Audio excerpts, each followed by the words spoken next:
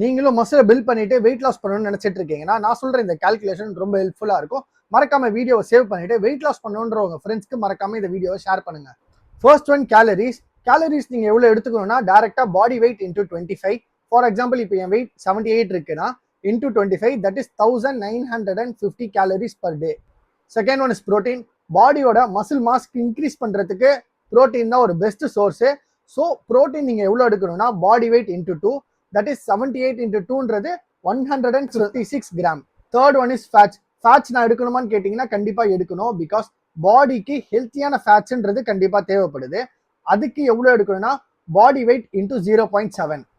Fourth one is corps. நம்ம daily ஆக்டிவிட்டீஸ்க்கு work out பண்றதுக்கு தேவையான எனர்ஜி நம்ம கார்ப்ஸ்ல இருந்தா கிடைக்குது.